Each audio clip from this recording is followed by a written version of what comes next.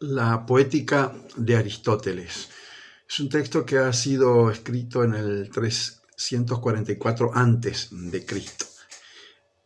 Se dice que ha surgido muchísimas modificaciones e interpretaciones a lo largo de los siglos y esto es lo que hoy tenemos nosotros y consiste en una sistematización, en una normativa de cómo crear un drama. Es un texto que tiene 26 capítulos y cada uno de ellos describe situaciones específicas sobre la tragedia, y a nosotros nos va a interesar exclusivamente el capítulo de verosimilitud. No obstante ello, nosotros habíamos visto anteriormente ya en qué consistía el concepto aristotélico, ¿no? Y hablamos de el diseño, ¿no? de la trama, el soporte. Hablamos del principio, nudo o complicación, y desenlace o resolución. Y cuando nos referimos a una cronología, una sucesión cronológica, estamos hablando de un concepto aristotélico, ¿no? Una línea aristotélica. Uno puede romper, por supuesto, la línea aristotélica en principio.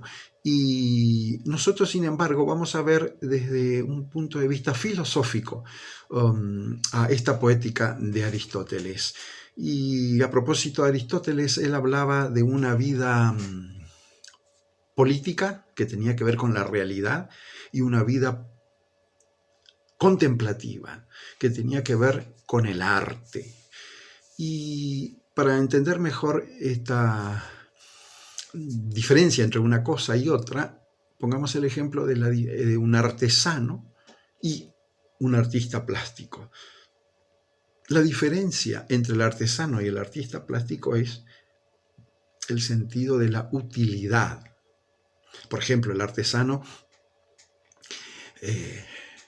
crea un candelabro, un cenicero, un portasahumerios, y tiene un fin útil. Mientras que el artista plástico pinta una pintura, esculpe, etc.,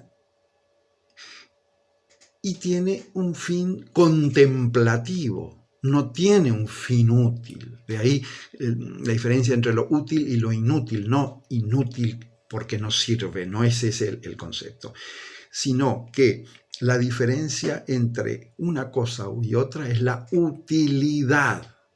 Ahí nosotros tomamos siempre el ejemplo de Marcel Duchamp, que era un artista plástico que en 1917 expone, ¿no?, en una sala de exposición un mingitorio. Entonces, fue obviamente muy notorio y ha tenido muchas críticas, etcétera, etcétera, en su oportunidad. Y no tenía un fin utilitario en el contexto en donde se había encontrado. Lo que hizo el artista fue descontextualizar, y en ese caso sí cumplía con lo contemplativo, no con la vida política utilitaria. Esa es más o menos la diferencia entre una cosa y otra. Y a partir de ahí, Aristóteles parte de tres ejes, ¿no?, estructurales de la poética. Parte del primer eje, concepto, la poiesis, ¿no?, que tiene que ver con la raíz.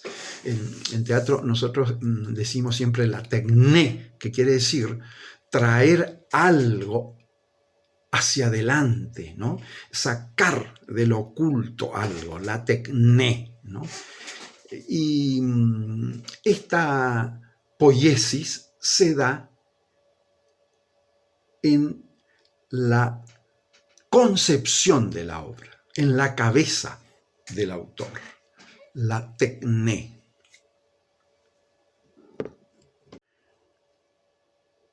En la poiesis se da el proceso en el cual se gesta la idea, y cuando Aristóteles hablaba del júbilo epistemológico, que es una especie de arrebato, de asalto poético en el momento en que se le ilumina la lámpara al creador. Había mucho tiempo atrás, una palabra que resumía eso. Cuando se le venía la idea, se exclamaba eureka. Ese júbilo epistemológico es lo que hace que uno como creador logre en sí, engendre la idea que luego va a plasmar. Y en esa etapa de plasmar la idea, Aristóteles lo llama mímesis, ¿no? En donde lo que se produce en la mímesis es la elaboración de la obra. Entonces, repetimos, teníamos poiesis, la concepción de la obra en la cabeza del autor, la mímesis, que tiene que ver con la elaboración. Y aquí, en la mímesis, hay varios elementos que entran en juego y que contribuyen al proceso creativo del autor. Generalmente en la poética se habla de poeta, pero se significa muchas veces... entienden que poeta y relacionan con poemas, con poesías, etc. Cuando hablaba de poeta, Aristóteles hablaba del autor, del creador, como para lograr una mejor comprensión. Les decía que en la mímesis, que es la etapa de producción, de elaboración de la obra, hay varios aspectos que tienen que ver con el proceso creativo, ¿no? Y que hacen que esto pueda concretar, lograr la obra. Y acá hablábamos de, ya lo habíamos visto en una oportunidad, de repasar leyes de verosimilitud, leyes de probabilidad y verosimilitud, lo tenemos ahí. Hablamos de una mímesis como un proceso de representación de la realidad, ¿no? Una especie de transposición de un hecho cotidiano, ¿no? O histórico a la ficción, ¿no? Acá tenemos que tener bien en claro la diferencia entre un historiador y un autor, ¿no? De ficción. El historiador narra algo, ¿no? Que pasó, mientras que el autor narra algo que pudo haber pasado. Esta es la diferencia sustancial entre la historia y la ficción, para tener una mejor idea, ¿no? Esto está dentro de los 26 capítulos que contienen la poética, es el capítulo 9 específicamente. Y obviamente esta historia ficcionada que pudo haber pasado tiene sí o sí que traspasar la prueba de la verosimilitud. Ahí tenemos varios, los llaman varios autores principios generadores. Hay varios principios generadores. Uno de ellos es la creencia recíproca. Cuando hablamos de reciprocidad, estamos refiriéndonos a la convención, que también en su oportunidad habíamos hablado cuando citábamos, hablamos de los códigos, ¿no? Y de los géneros. El espectador entra a la sala, comienza la película y de inmediato entra en la convención propuesta por el director, entonces, el guión, la película. Entonces hay en este caso, una creencia recíproca, ¿no? Porque hay una convención en común y de esa manera se logra el verosímil. Recuerden ustedes que siempre la verosimilitud depende del género. En este caso hay unos ejemplos de errores, por ejemplo, y cosas que no hacen a lo verosímil. Ahí se cita dice el lupus in fabula. Este es un ejemplo que se daba por ejemplo, si uno en una obra representa al lobo, ¿no? Describe, hace una descripción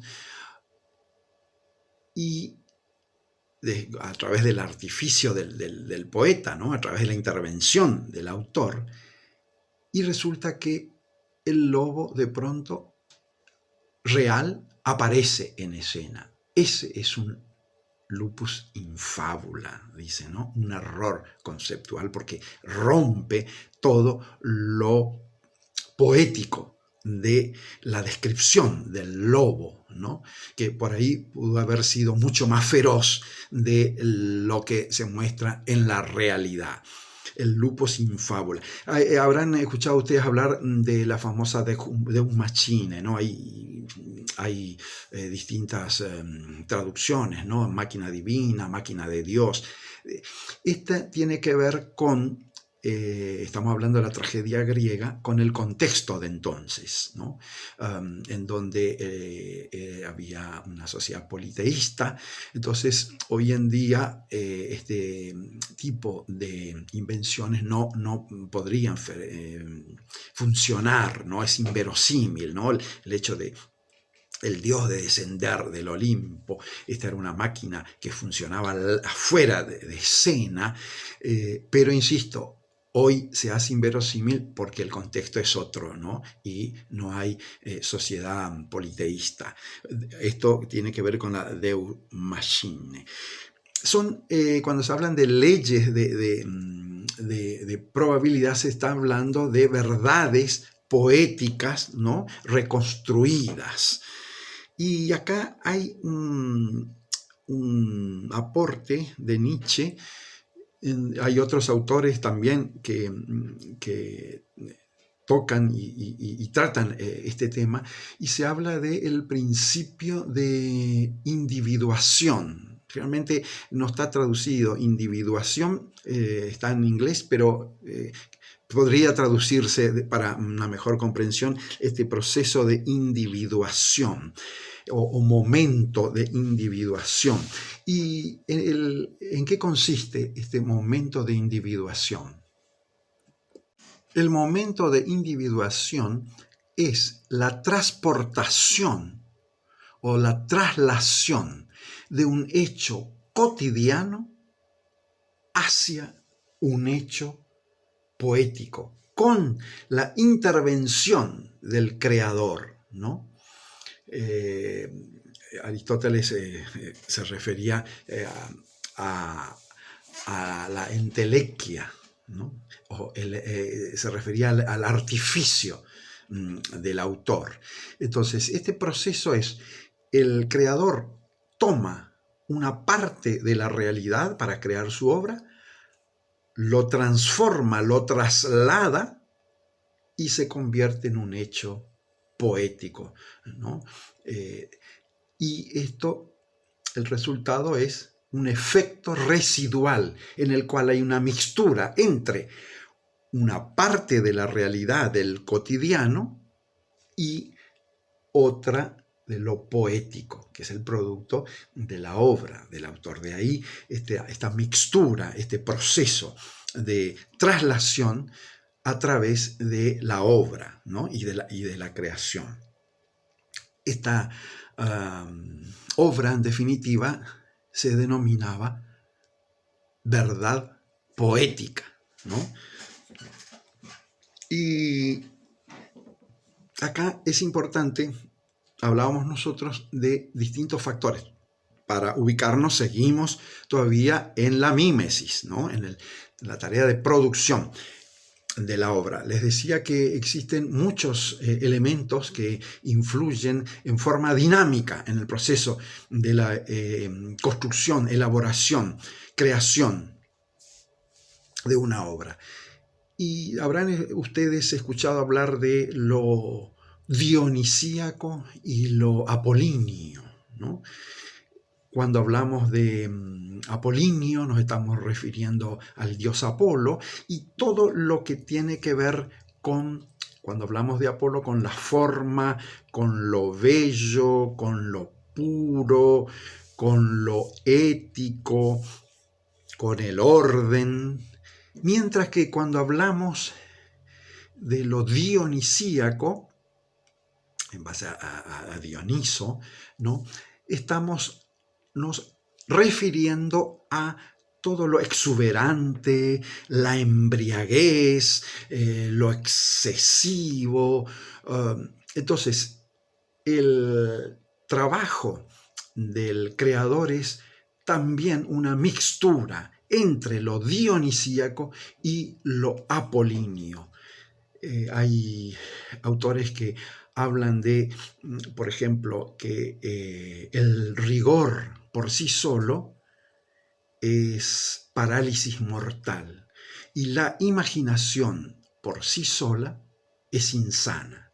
La búsqueda estética implica necesariamente una danza recurrente entre el rigor y la imaginación.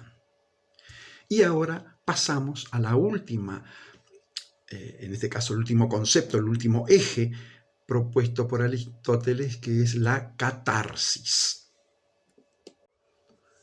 La catarsis se da en el espectador, tiene que ver con la recepción, ¿no? Habíamos dicho que la poiesis tiene que ver con la concepción de la obra, la mímesis con la elaboración, con la producción, y la catarsis con la recepción, ¿no? Aquí la catarsis no es otra cosa que la expurgación, ¿no? de dos sentimientos particularmente, ¿no? que transita el espectador, el receptor, que es la compasión y el temor.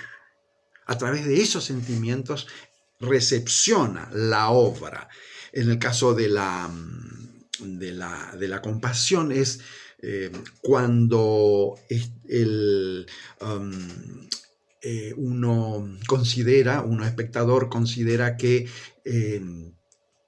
el mal que atraviesa el héroe no lo merece. Eso uno tiene, en este caso, compadece, ¿no? de lo que le sucede al protagonista. Y el temor no es otra cosa que una pena o una perturbación, ¿no? que le provoca un mal inmanente, ¿no? y que causa pena. Estos dos sentimientos entran en juego a la hora de la recepción de la obra, ¿no? La catarsis. Y se convierte, así como habíamos hablado de verdad poética, en este caso en la catarsis se produce una verdad patética, ¿no? Que es la portadora del sufrimiento, ¿no? Estamos hablando también que siempre las tragedias terminaban en este caso, con finales no felices, ¿no? Entonces, por eso la verdad final de la tragedia siempre se podía dirigir a la verdad o a la compasión, ¿no? Esto se llega a través, Aristóteles hablaba de la perífrasis, ¿no? Que no es otra cosa que el rodeo que utiliza como estrategia el autor para llegar a los espectadores. De esta manera, entonces, vimos la poética de Aristóteles desde una concepción filosófica.